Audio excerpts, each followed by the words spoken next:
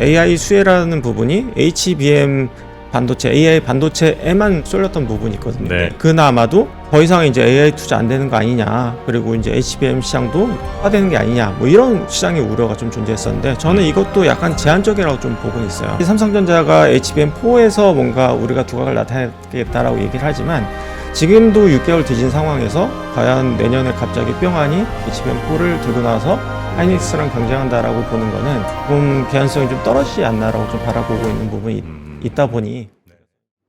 네, 오늘은 르네상스 자산운용의 이건규 대표님과 함께 우리 주식시장에 대한 네. 전망 분석 좀 한번 해보도록 하겠습니다. 이건규 대표님 어서 오십시오. 네, 어서 안녕하세요. 오세요. 네, 오늘 아주 캐주얼하게 오셨습니다. 예, 좀 시장은 좀 어렵지만 좀 편하게.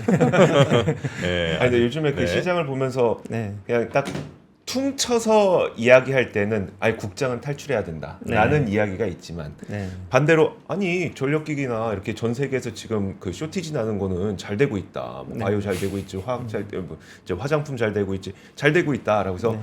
먹고 계시는 분들은 잘 되고 있다. 네. 먹고 그냥- 계신 분들이 계시나? 있어요 좀? 네, 그- 올해도 뭐 개별 주식으로 접근한 운용사나 투자자들 같은 경우에는 수익을 내고 투자네. 있는 경우도 굉장히 좋다고 많이 하시더라고요. 있습니다. 아 그래요? 네. 특히 오늘 아까 그 얘기했던 전력기기 같은 거 있잖아요. 네. 그게 1년 동안 현대일렉트릭이 300% 넘게 올랐으니까. 아니 내가 왜 참다 LS 일렉트릭 들어간 거 알죠? 내가 21만 5천 원에 들어갔더라고 정확하게. 네네네. 그게 딱 고점이야. 네. 그때부터 계속 빠졌어 지금. 아 그래요? 어떻게 할 거예요? 나 전력기 나도 들어갔다고. 그러니까 이게 보는 분들마다 많이 체감이 달라요. 네.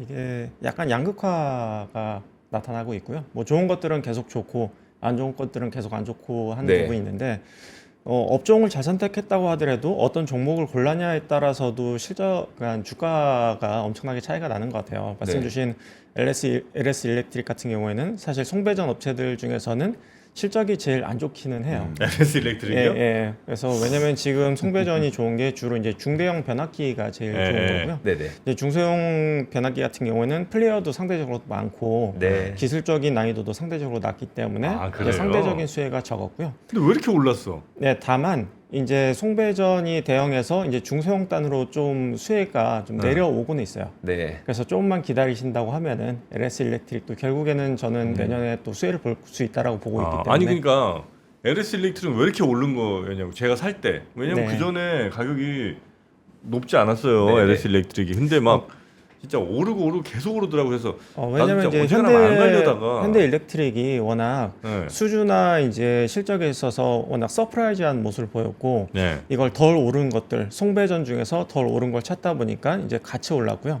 다만 이게 실적을 열어보다 보니 이 중소형 변압기는 상대적으로 수혜가 적었구나를 나중에 확인하게 되면서 주가가 이제 빠졌던 부분이 있죠. 와, 그래서 원래 여기가 한 4만 얼마 이렇게 하다가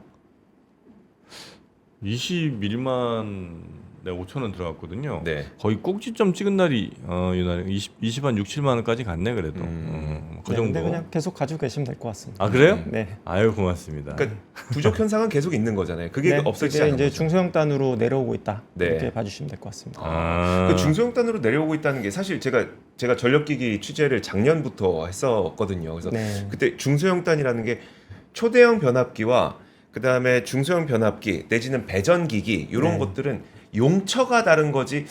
이 초대형을 많이 쓰고 나서 그 다음에 작은 거 쓰고 이게 아니잖아요. 네. 근데 왜 내려오는 거예요, 그러면? 근데 이제 아까 말씀드렸듯이 이제 그 업체들이 조금 더 많다 보니 네네. 수혜폭이 적었던 게 있는데 아. 근데 이제 중대형에 투자를 하다 보니 이제 중소형 단에서도 투자가 네. 좀 더 늘어난 부분, 그러니까 필요성이 더 증가한 부분이 있고요. 그리고 중소형은 주로 이제 그 약간 재생에너지, 네. 뭐 풍력이라든지 그렇죠. 네. 이제 이런 쪽에 좀 많이 쓰이게 되는데 네. 최근에 이제 전력 부족으로 이쪽의 투자도 이제 활발하게 증가하고 있기 때문에 여기에 대한 수요도 증가하고 있다라고 보면 될 것 같습니다. 그럼 그 부분은 어때요? 그러니까 트럼프의 당선으로 인해서 네. 친환경 에너지 쪽이 약간 속도가 늦어질 수 있다는 그런 우려감 이쪽은 좀 어떠세요? 사실 이제 탑다운 방식으로 보면은 거기에 대한 우려가 분명히 존재하고요. 왜냐하면 이제 환경에 대해서 그렇게 트럼프 대통령은 이제 신경을 쓰지 않는 부분이 있기 네. 때문에 다만 이제 그럼에도 불구하고 이제 관련된 기업들의 실적이 생각보다 괜찮은 상태거든요. 왜냐하면 이제 전력 부족이라는 부분이 예를 들어서 이제 원전을 만들려고 한다고 하더라도 네. 한 5년 걸리는 부분이 있거든요. 네. 근데 이제 당장에 이제 전력 부족을 이제 하려고 하다 보면은 신재생이 쓰일 수밖에 없어요. 그래서 이제 장점과 이제 단점이 존재하긴 하는데 지금은 장점이 좀 더 많아 보이긴 한다라고 생각이 됩니다. 네, 알겠습니다.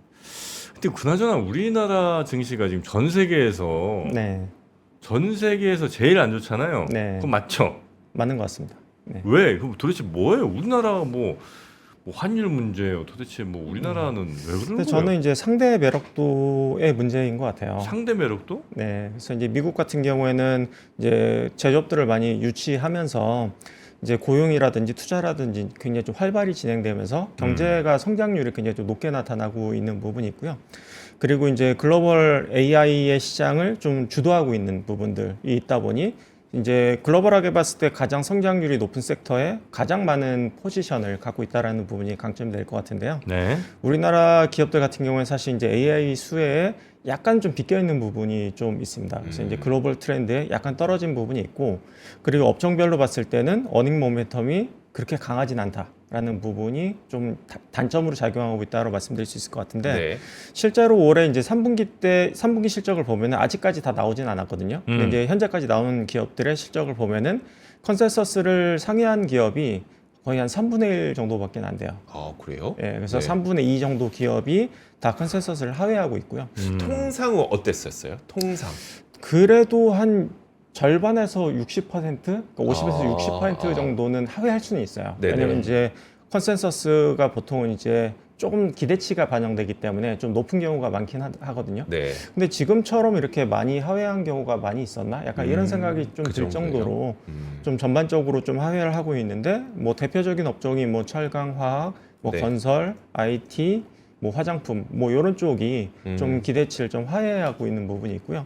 뭐 상회하고 있는 업종은 되게 좀 드뭅니다. 그래서 이제 예를 들어서 조선이라든지 이제 방산, 그리고 이제 송배전 설비, 뭐 요 정도가 사실 실적도 좋고 주가도 네. 좋은 상황이다, 이렇게 봐주시면 될 것 같은데요.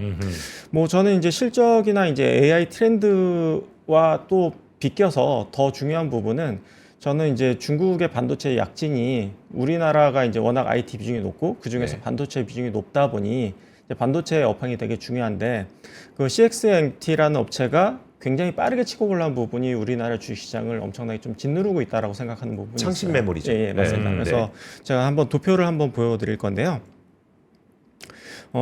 글로벌 이제 디램 시장 이제 점유율을 보면은 생산 능력 기준입니다. 보면 이제 한국 시장이 한 60% 정도 차지하고 있고 중국이 16%로 올라선 것을 볼 수가 있어요. 그래서 이제 CXMT가 이제 2020년부터 본격적으로 캐파를 확장하기 시작을 했는데 4년 만에 이제 생산 캐파를 4배 확대시켰고, 그리고 점유율도 이제 10% 정도 수준으로 올린 상태예요. 네. 그래서 이제 마이크론이 3위 업체인데 이제 세계 점유율이 17%이거든요. 네. 그러니까 이제 3위 업체를 바짝 따라잡는 4위 업체가 이제 갑작스럽게 나타난 거죠. 이러다 보니까 우리나라 시장을 굉장히 사실 올해 좀 기대했던 부분이 레거시 디램이 회복될 걸 기대하고 있었는데 네. DDR4에서 CXMT가 상당 부분의 시장을 잠식해버렸어요. 특히 중국 시장 같은 경우에. 네. 그래서 이 부분이 우리나라 시장에 굉장히 좀 위협적인 요소로 작용을 했다라고 생각을 하시면 될 것 같고요. 다만 이제 미래 향후 시장을 봤을 때 과연 CXMT가 어떤 포지션을 차지하느냐가 어떻게 보면 우리나라 주식시장을 좀 좌우할 수 있는 그 네. 정도로 좀 중요한 이슈로 저는 보이긴 하거든요. 네. 다만 이제 저는 긍정적으로 보는 부분은 현재까지의 속도만큼 빠르게 네. 점유하기 좀 어려울 것 같다라고 생각은 하고 있어요. 왜요? 왜냐하면은 지금 뭐 비상장외사이기 때문에 이제 장부를 볼 수는 없지만, 네.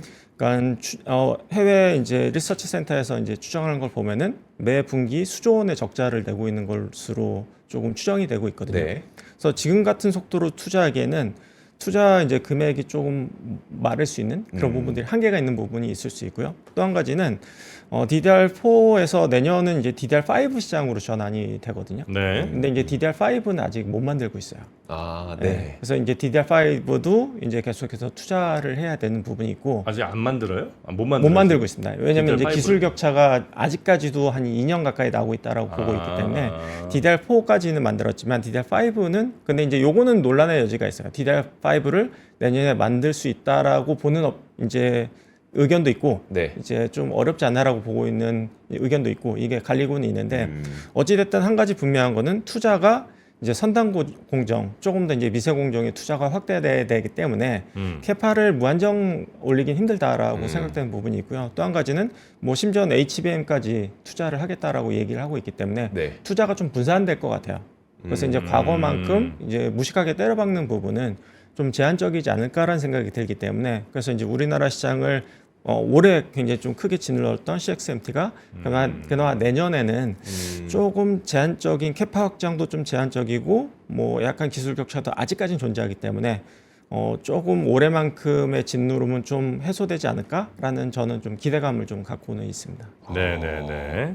그럼 어떻게 보면 D램을 우리가 작년 한 해 동안 감산을 해서 어떻게든 가격을 안 떨어지게끔 만들었는데 네. 그 틈을 타고 창신 메모리가 그럼 우리가 만들게 네. 싹 들어온 거네요. 네, 그렇죠. 그러면 이제 그 수요는 어떤 상태예요? 그러니까 지금은 공급 말씀해 주셨으니까. 근데 이제 수요 같은 경우에는 이제 해외로 흘러나오긴 힘든 상태라고 저는 보여요. 아, 왜냐하면은 이게 보조금을 써서 그냥 이제 품질이 이제 삼성이나 뭐 하이닉스, 마이크론만큼의 이제 어떤 성능이 나온다고 보고 있지는 않거든요. 네네. 다만 이제 중국에서는 이제 자국 업체들을 써주는 경향이 있기 때문에, 그러니까 퀄리티가 좀 떨어져도 그냥 채용을 해주는 부분이 있죠. 네. 그래서 이제 중국 내 수요를 이제 소화했다라고 보면 될 것 같고요. 그게 이제 외부로까지 흘러나오기에는 좀 아직까지는 제한적이지 않나라고 좀 보고는 있어요. 그래서 이제 중국에서, 이 부분이 이제 저는 올해 시장을 그러니까 우리나라만 좀 소외시켰던 가장 큰 요인이 아니었나라는 생각이 들고요. 그러네요. 그리고 이제 또 한 가지 말씀드릴 수 있는 부분이 AI 수혜라는 부분이 HBM 반도체, AI 반도체에만 이제 수혜가 쏠렸던 부분이 있거든요. 네. 국내 시장을 봤을 때는. 근데 이제 이게 하이닉스만 사실 실적이 좋았던 거죠. 네. 근데 이제 그나마도 이제 더 이상 이제 AI 투자 안 되는 거 아니냐. 그리고 이제 HBM 시장도 이제 포화되는 게 아니냐. 뭐 이런 시장의 우려가 좀 존재했었는데 저는 이것도 약간 제한적이라고 좀 보고는 있어요. 그래서 표를 한 가지 더 보여드리면은 요게 이제 올해 3분기 실적 기준으로 봤을 때 이제 아마존이랑 뭐 마이크로소프트, 뭐 구글, 이제 메타의 이제 향후에 이제 투자 계획, 네. 이제 서버 클라우드 투자 계획을 이제 합쳐놓은 건데요. 맨 오른쪽이 그 4개사의 이제 목표 투자액을 합쳐놓은 금액이라고 보면 될 것 같아요. 네. 근데 이제 시장에서는 뭐 2024년이 피크아웃 해가지고 25년, 26년도에 이제 더 이상 증가하지 않는 거 아니냐라는 이야기가 나오는 부분도 있었는데요. 네. 실제로 이제 업체들은 전혀 줄일 생각이 없는 상태예요. 계속해서 이제 오히려 가이던스를 더 높이고 있는 상태이거든요. 네. 그래서 이제 시장에서 우려하는 HBM의 포화 내지는 어떤 시장의 좀 꺾임은 저는 좀 과도한 측면이 있다라고 좀 바라보고 있는 부분이 있고요. 네. 그리고 마지막으로는 이제 시장이 포화되려고 하면은 결국에는 삼성전자가 HBM 시장에 뛰어들어서 이제 하이닉스랑 경쟁을 해야 되는데 저는 적어도 내년까지는 좀 제한적이다라고 바라보고는 있어요. 들어간. 삼성이 좀 힘드네. 삼성이 내년에 이제 HBM에서 네. 이제 의미 있는 성과를 거두기에는 좀 어렵다라고 저는 바라보고 있거든요. 그래요.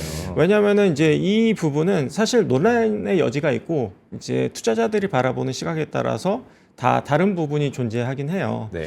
근데 저는 이제 객관적인 부분만 보자라는 부분을 말씀을 드리면은 이제 그 하이닉스가 올해 이제 3월 달에 HBM3E 8단을 네. 양산하기 시작을 했거든요. 근데 삼성전자가 HBM3E 8단을 지금 이제 와서 어떤 퀄 테스트를 통과했다라는 정도의 이야기가 나오고 네네. 있는 상태이기 때문에 네. 기술적인 격차 그리고 이제는 6개월 정도 이상 벌어져 있다라고 보는 게 합리적일 것 같아요. 그리고 이제 내년이 주력이 되는 거는 HBM3E의 12단이 이제 주력 제품이 될 거거든요. 네. 근데 아직까지는 삼성전자는 여기 퀄 테스트 못한 상태입니다. 그러면은 갑자기 삼성전자가 HBM4에서 뭔가 우리가 두각을 나타내겠다라고 얘기를 하지만 지금도 6개월 뒤진 상황에서 과연 내년에 갑자기 뿅하니 이제 삼성전자가 HBM4를 들고 나와서 하이닉스랑 경쟁한다라고 보는 거는 저는 좀 현실 가능성이 그러니까 아예 없다는 아니에요. 하지만 저는 조금 개연성이 좀 떨어지지 않나라고 좀 바라보고 있는 부분이 있다 보니 네. 그래서 이제 HBM 시장의 포화 뭐 이런 부분도 시장을 짓누른 부분이 있지만 저는 시간이 지날수록 이게 사실이 아니다라는 부분이 이제 나타나면서 주식시장을 다시 한번 좀 재평가시키는 그런 요소로 작용할 것이다라고 바라보고 있습니다. 네. 그럼 HBM 쪽에 하이닉스 강세가 계속 이어지면 내년까지 네, 그럼 현재 1, 2위 차이가 그러니까 시총 기준으로 네. 내년까지 만약에 이 상황이 쭉 이어지면 굉장히 줄어들 가능성이 좀 높겠네요. 저는 지금도 줄어들고 있고 네. 앞으로도 좀 줄어들 가능성이 있다. 근데 이제 그게 2년 후, 3년 후는 사실 제가 지금 추정할 수 있는 부분은 아닌 것 같아요. 뭐 그렇겠죠. 왜냐면 이제 기술 격차를 얼마만큼 줄여주느냐 이런 부분은 네네. 미래에 알 수 있는 부분이기 때문에 뭐 알긴 어렵지만 현재로만 봤을 때는 그 격차는 줄어들 것으로 보이고 실제로 이제 삼성전자의 반도체 사업부의 영업이익과 하이닉스의 영업이익을 보면은 네. 이미 하이닉스가 이제 처음으로 네. 삼성전자의 반도체 사업부의 영업이익을 넘어선 상태예요. 네. 왜냐하면 이제 하이닉스가 3분기 영업이익이 한 7조 원 정도 네. 나왔고 이제 삼성전자 반도체 사업부가 한 4조 원 정도로 추정이 되고 있거든요. 네. 그러면은 이미 격차는 벌어졌고 이미 어떻게 보면 하이닉스가 선두업체라고 할 수 있을 정도의 어떤 포지션이 좀 바뀌었다라는 부분이 현실적이고 객관적인 부분이 아닌가라는 생각이 듭니다. 네네네.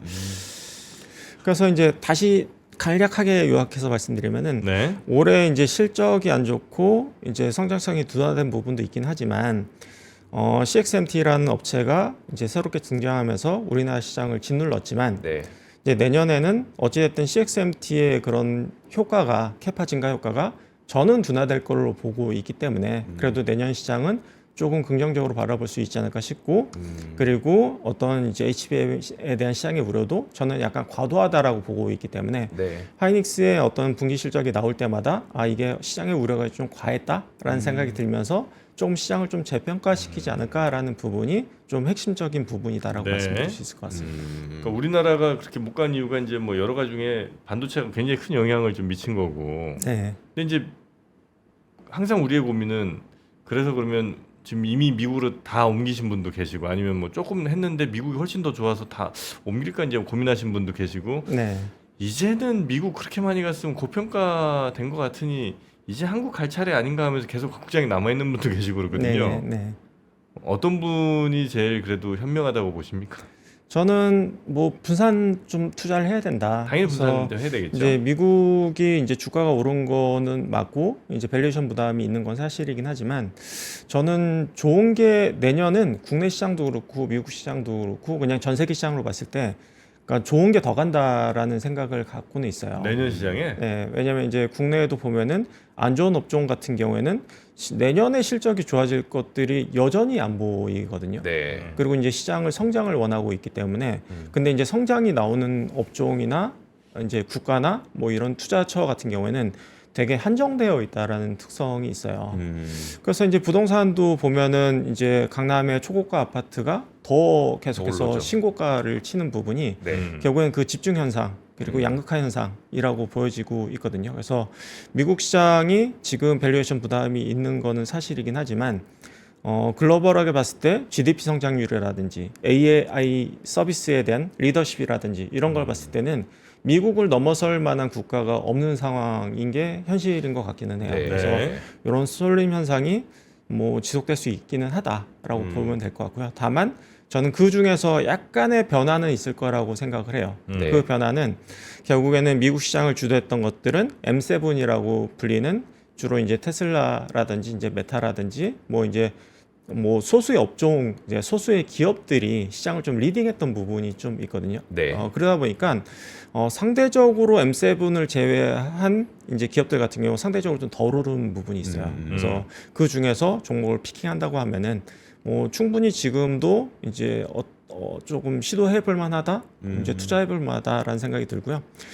그 중에 이제 핵심이 되는 건 저는 내년은 AI 서비스로 바라보고 있어요. AI 네네. 서비스. 네, 그래서 이제 올해까지는 사실 AI 하드웨어 투자가 네네네네. 집중되었고 네. 거기에 대한 빅테크 업체들이 사실 하드웨어에 좀 더 가까웠던 부분이 좀 있었고요. 근데 이제 내년에는 실제로 AI를 이용한 이제 서비스들, 뭐 CRM이라든지 AI 앱이라든지 뭐 이런 쪽에 어떤 수혜가 가능할 걸로 보고 있기 때문에 거기에 투자한다고 하면은 저는 수혜를 볼 수 있다고 생각을 하는데 제가 장표 하나만 더 네. 보여드리겠습니다. 그래서 이 표가 의미하는 바는 왼쪽은 지금 수많은 업체들이 난립해 있기는 해요. 네. 근데 이제 AI 시대가 왔다라고 보면은 결국에는 이제 밑에 뭐 디벨로퍼 데이터 시큐리티 관련된 이런 업체들이 오픈 AI, 메타 그리고 엔트로픽 뭐 이런 소수 업체로 좀 재편되거나 집중되는 모습을 보일 것으로 보이고요. 네. AI 앱에 관련된 항목은 지금 빈칸으로 되어 있어요. 없죠. 예, 없어요. 그러니까 이제 무주공산이고 인제 네. 시작하는 단계고 인제 수익을 내거나 인제 서비스를 시작하고 있는 단계이거든요. 그래서 만약에 이쪽에 해당되는 기업이 있다고 하면은 사실 이제 뭐 오픈 AI나 메타나 뭐 이런 것을 넘어서는 또 하나의 어떤 새로운 시장의 형성 그리고 새로운 기회를 보여줄 수 있기 때문에 이쪽에 해당되는 기업들은 내년에 좀 두각을 나타낼 가능성이 높다 이렇게 바라보고 있습니다. 근데 만약에 AI 서비스가 되면 사실 네. 이게 모바일에 들어가건 아니면 그 우리 데스크탑 같은 데 들어가건 결국 사용하는 반도체가 달라지잖아요. 네. 그 반도체와 관련된 어떤 시나리오도 좀 쓰고 계세요? 저는 그 부분도 이제 긍정적으로 볼 수 있는 요소 중에 하나다라고 네. 보고 있는데요. 그래서 삼성전자가 뭐 여러 사업 부분에 있어서 이제 비메모리 같은 경우에는 TSMC에 완전히 밀린 상태고 네. HBM 같은 경우에는 이제 하이닉스 완전 밀린 상태고 이제 휴대폰 같은 경우에는 주가 저가폰에 좀 밀리고 있는 상태라고 네. 봤을 때 결국엔 내년에 삼성전자 주가 상승 여력 있냐라는 걸 물어봤을 때는 그 부분이 해당될 것 같아요. 결국에는 AI가 이제 실질적으로 이제 스마트폰이나 이제 그 PC나 네. 이런 것들의 DRAM 탑재량을 좀 올리면서 네, 네. 그러면서 이제 DDR5 탑재 용량이 올라가면서 좀 실적이 좋아질 수 있는 정도가 사실 이제 삼성전자의 내년 기대할 수 있는 부분이고요. 근데 저는 HBM은 내년에도 삼성전자는 기대하기 힘들지만 이제 하이닉스 같은 경우에는 HBM은 내년에도 리딩 업체가 될 거기 때문에 네. 상대 매력도로 봤을 때는 삼성전자보다는 하이닉스의 투자 매력도가 여전히 높다 이렇게 바라보고 있는 측면이 있습니다. 그러니까 뭐 네네. 삼성전자가 정말 막 여기서 더 고꾸라진다 이런 것보다는 내년에 이제 네, 그 내년에 만약에 좋아진다면 서비스가 나오게 되면 결국 DDR5를 많이 쓸 테니까 네. 삼성전자도 하방은 어느 정도 방어가 될 텐데 네. 어쨌든 서비스가 되거나 아니면 그 인프라가 계속 투자가 되건 간에 HBM은 계속 쓰게 될 거니까 네, 맞습니다. 상대 매력도는 SK 하이닉스를 더 높게 보고 계신다. 네, 그리고 이제 HBM이 이제 기존의 레거시 디램하고 다른 부분이 레거시 디램 같은 경우에는 사실 이제 몇 개월 뒤쳐졌다고 하더라도 그 디램 소켓이 있어서 그냥 그걸 삼성 걸 끼든 하이닉스 걸 끼든 네. 그냥 관계가 없었어요. 네. 근데 이제 HBM 같은 경우에는 이제 그 설계단부터 같이 들어가서 그렇죠. 다른 이제 네트워크 장비들과의 호환성이라든지 네. 계속 기술적인 난이도가 높아진다라든지 예, 굉장히 좀 시스템 반도체 내지는 주문형 반도체 특성이 좀 강화해진 측면이 있거든요. 네. 그러다 보니까 이 기술 격차가 그러니까 선두업체라는 의미가 굉장히 중요해졌어요. 이게 선두업체가 들어가게 되면은 예를 들어서 하이닉스의 제품이 들어가게 되면은 삼성전자는 어떤 역할을 해야 되냐면은 하이닉스 제품하고 동일한 스펙이다. 그러니까 네. 스펙을 맞춰야 돼요. 그러니까 설계부터 해가지고 네네. 이 모든 게 하이닉스의 기준에 표준에 맞춰야 된다라는 부분이죠. 그러다 보니까 이 과정을 그러니까 내가 주도적으로 한 게 아니라 어떻게 보면 좀 맞춰 들어가야 되는 부분이 네. 있다 보니까 오히려 더 좀 들어가기 힘든. 그래서 이제 선도 업체가 굉장히 그 수혜를 좀 온전히 누리는 부분이 네. 좀 존재한다라는 부분이 HBM의 특성이다라고 바라보고 있습니다. 여기서 아주 통찰력 있는 질문 하나 좀 드리겠습니다. 네. 기대하겠습니다. 그 아까 AI 이제 서비스 쪽 네. 여기가 이제 앱 같은 게 이제 나와야 된다는 말씀을 해주셨잖아요. 네.